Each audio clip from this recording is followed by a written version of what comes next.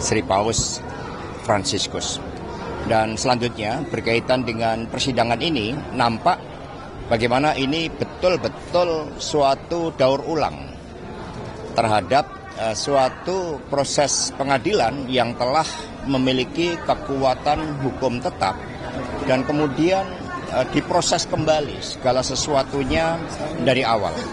Padahal di dalam putusan pengadilan tersebut terhadap terdakwa Wahyu Setiawan, Saiful Bakri dan juga Agustian Tio, itu semua sudah jelas fakta-fakta hukumnya.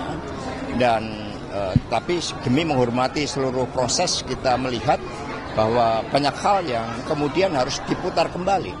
Dan apa yang dijanjikan oleh KPK adanya fakta-fakta baru sampai hari ini tidak pernah terungkap, yang membuat proses ini harus diulangi kembali.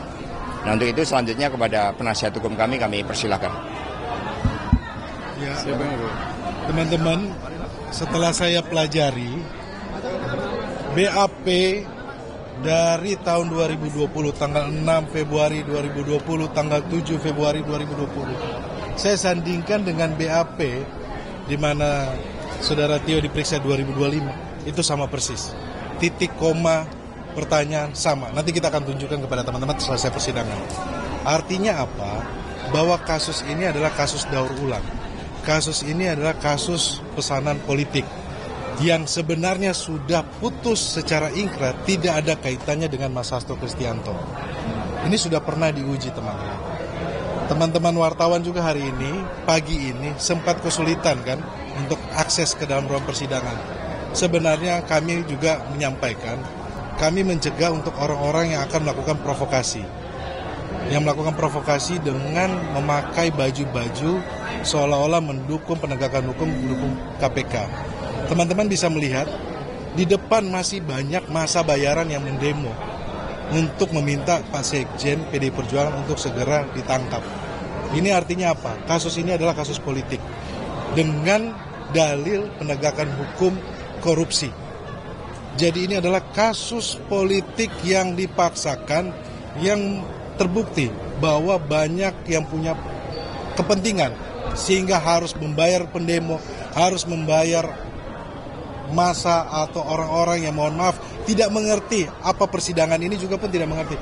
Mereka memakai baju, mencetak baju, yang artinya apa? Bahwa ada yang punya kepentingan terhadap kasus ini.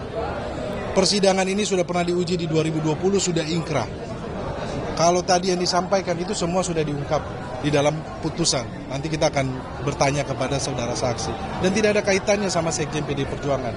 Sampai persidangan hari ini sudah terbukti bahwa aliran uang dana untuk operasional atau yang kita sebut dengan uang suap untuk Wahyu Setiawan itu bukan dari Sekjen PDI Perjuangan Mas Hasto Kristianto. Sebenarnya kan ini pokok dari permasalahan, inti permasalahan. Jangan kita terbawa dengan framing-framing. Kalau bicara soal organisasi, itu adalah hak PDI Perjuangan dalam mengajukan. Karena ada apa? Ada fatwa MA, ada putusan Mahkamah Agung. Makanya kalau disebutlah pimpinan-pimpinan partai, itu adalah hak kita, gitu loh.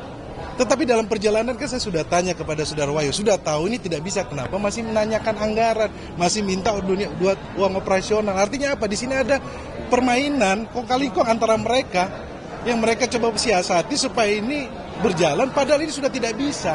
Tetapi kalau bicara soal organisasi secara kepartaian, itu tidak ada yang salah. Itu sesuai dengan undang-undang dan sesuai dengan putusan, teman-teman.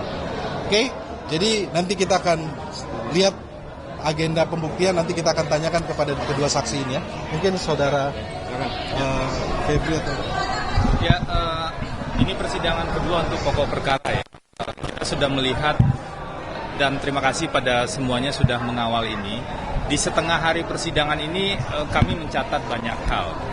Pertama, tadi saksi Agustiani Tio itu secara jelas mengatakan ia tidak tahu tentang sumber dana yang tuduhannya adalah dari Pak Hasto. Tuduhannya kan sumber dana sebagian dari Pak Hasto, tapi Agustiani Tio tadi mengatakan dia tidak tahu soal sumber dana tersebut. Apakah yang pertama ataupun yang kedua dia tidak tahu terkait dengan hal itu. Tapi apa yang terjadi? Terlihat ada upaya-upaya menggiring seolah-olah tuduhan itu benar dengan rentetan asumsi. Nah, kalau kita simak tadi bersama-sama, saksi Tio sering bilang, itu asumsi saya saja, bukan fakta.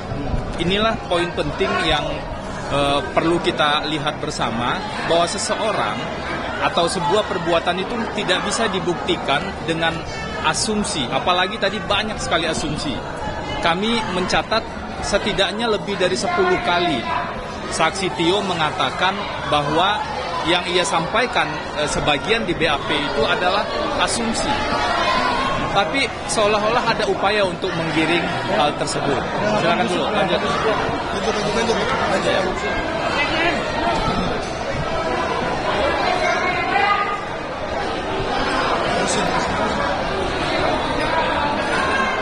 Kita lanjut ya. Jadi tadi kami mencatat banyak sekali saksi Tio mengatakan ini adalah asumsi, ini adalah asumsi, ini adalah asumsi. Hal itu berarti bahwa ada upaya-upaya untuk mengkonstruksikan atau membangun sedemikian rupa seolah-olah rentetan asumsi tersebut kemudian digiring menjadi fakta, dan itu tidak boleh. Makanya kami akan terus memperdalam. Kalau di keterangan saksi Wahyu kemarin kan kelihatan mana fakta, mana asumsi.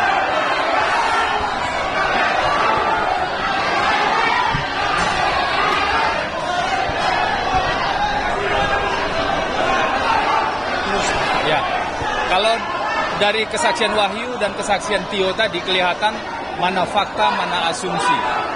Faktanya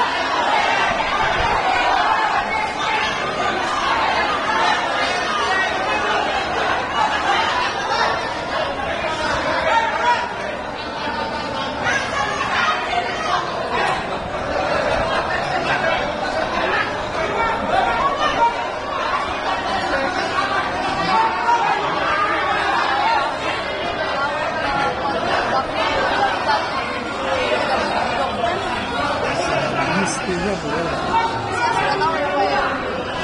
Jadi kalau buat saya sih, satu hal yang perlu kita catat, keterangan dari saksi kemarin, Wahyu maupun saksi hari ini kan tentang perbuatan obstruction of justice, ya. Tidak pernah ada buktinya apapun. Itu satu, ya.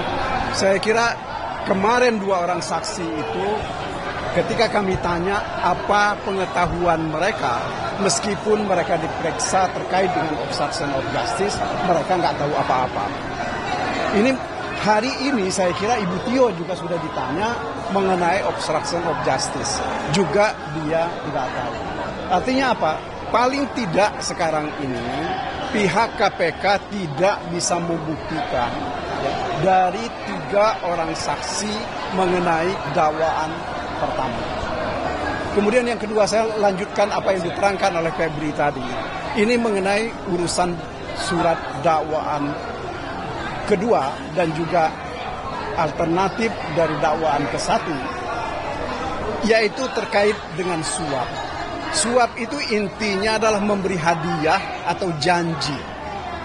Dari ketiga saksi yang sudah diperiksa, tidak pernah ada satupun saksi ini yang mengatakan bahwa hadiah atau janji itu dari Pak Hasto. Ya. Nah, makanya seperti dikatakan oleh teman-teman tadi, semuanya ini adalah untuk kepentingan yang lain. Ya. Didaur ulang perkara ini bukan untuk kepentingan penegakan hukum, tetapi kami lebih menduga ini adalah sebagai tindakan mencoba melemahkan partai, terutama dengan menyingkirkan Mas Hasto. Karena dianggap Mas Hasto ini kan adalah motor dari partai. Jadi sekali lagi, nanti kita bisa dengar keterangan dari Doni.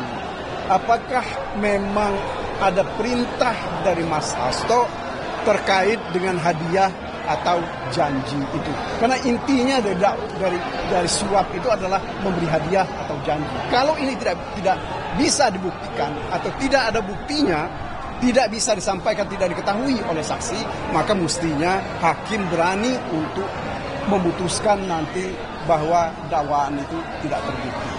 Begitu juga dengan dakwaan obstruction of justice. Tentu nanti kita akan tanya kepada Doni.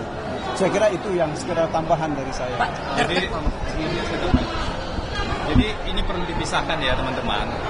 Kalau terkait dengan dakwaan suap itu perlu dipisahkan. Satu, tentang surat dari pengajuan judicial review, kemudian fatwa Mahkamah Agung dengan surat DPP PDIP ke KPU itu satu hal.